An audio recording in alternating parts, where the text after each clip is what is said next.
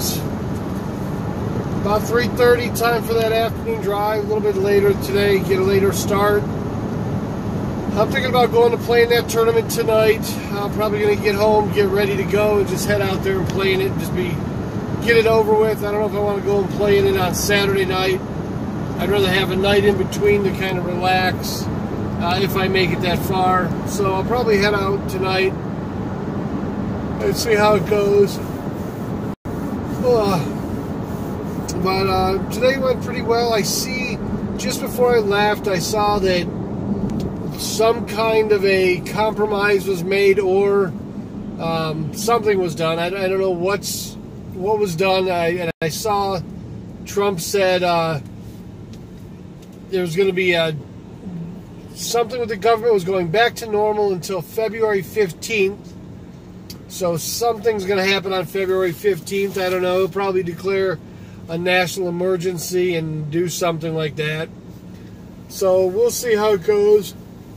Otherwise, I'm not sure what. I was going to listen to a little Sean Hannity. I don't know if, I'm going to go ahead and do it. We'll see. In connection with the erasure of those emails, been documented by the IG, ongoing investigation. Hopefully, we know how they skipped through that. We have the IG's report on that. And these are the same emails in many cases, remember. Now, the issue with Stone are some Clinton emails. It's unbelievable, the hypocrisy.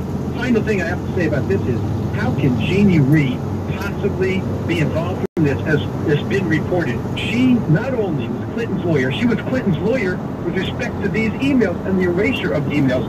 More than that, Jeannie Reed recently defended a case, did a horrible job in North Carolina, in which a guy was prosecuted specifically for the erasure of emails. So if Jeannie Reed and Andrew Weissman are involved in this thing, the indictment should be thrown out. Well, I mean, we've said this before. We pointed out the past history of the Pitbull, Andrew Weissman, Jeannie Ray, who ran the Clinton Foundation as their lawyer. But there's even more news, because even both you and John Solomon were on last night, Greg Jarrett, and we learned a lot more about James Baker, as we've learned more about Bruce Orr when he testified, as we learned more that, under James Comey's FBI, we now have 2 criminal investigations that are ongoing. And I've got to believe that if there is real justice and equal justice under the law, that this is only the tip of the iceberg, that Comey would be in trouble as well. Page and Strzok likely have legal issues coming their way, and Bruce Orr and many others. Am I correct? You're right. And just take a look at the FISA abuse. The people who signed off on this, which was completely unverified, phony evidence, and they knew it, perpetrated a fraud on the court. And those are various felonies that, I've talked about repeatedly on air. And the information I obtained yesterday confirmed testimony of a former top FBI lawyer by the name of Tricia Anderson. She confirmed in her testimony before Congress last August, it was behind closed doors, but I've confirmed it, and I quoted in my column that's published on Fox News. She said Sally Yates, who was the Deputy Attorney General, as well as Andrew McCabe, the Deputy FBI Director, both went through those FISA applications line by line. That means that they signed on to a phony document and perpetrated a fraud on the court. So they should be investigated along with others at the FBI, like James Comey and Rod Rosenstein, who also affixed his signature and vouched for the authenticity of a fabricated, phony document. Sarah Sanders, when the press corps, asking a question on a lot of people's minds today in the wake of the FBI's apprehension of the notorious criminal Roger Stone that needed a pre-dawn raid and 29 fully armed and vested policemen. Anyway, she openly wondered if the FBI would be raiding Hillary's home, or Comey's home, or Clapper's home. When asked by fake news CNN about the arrest, well, we're going to let the courts make the decision. A bigger question is, if this is the standard, will the same standard apply to people like Clinton, Comey, and Clapper? And then she said, will we see the same people we all know have made false statements? Will that same standard apply? That seems like a fair question. David? Of course, it's a fair question. You know the answer.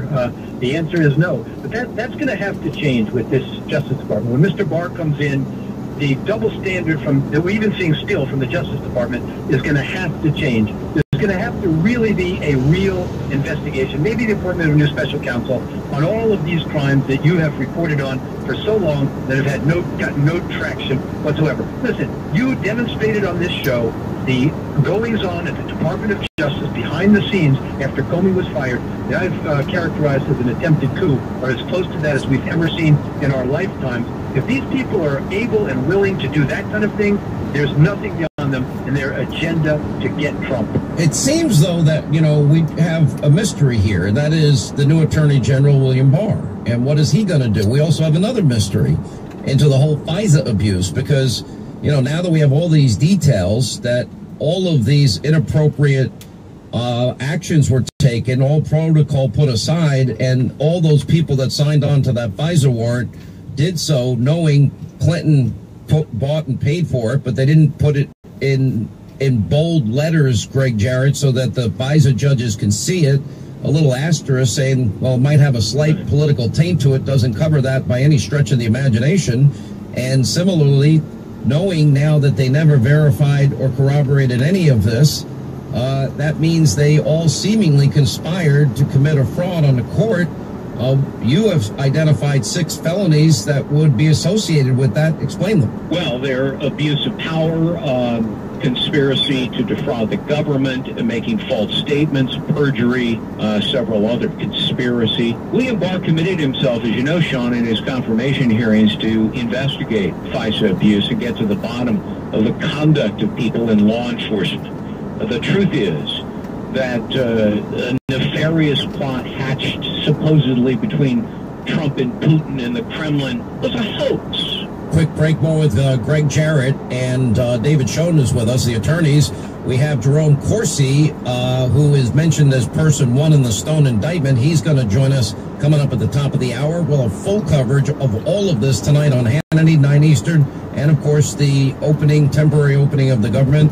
And the partial shutdown is now no more, for 3 weeks. Hey, no matter what occasion you might be celebrating, and Valentine's Day is coming, well, our good friends at 1-800-Flowers.com, they always have the freshest, the most gorgeous bouquets around. And whether it's someone's birthday, anniversary, an upcoming holiday, Valentine's Day, guys, there's nothing that tops a surprise bouquet from 1-800-Flowers.com. Right now, order early, you get more. You get a dozen assorted roses, $19.99. Great price. And you can upgrade to 2 dozen assorted roses for just $10 more.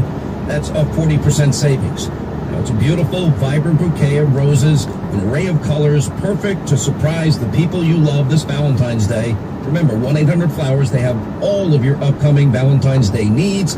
Roses from 1-800-Flowers, always picked at their peak, shipped overnight, max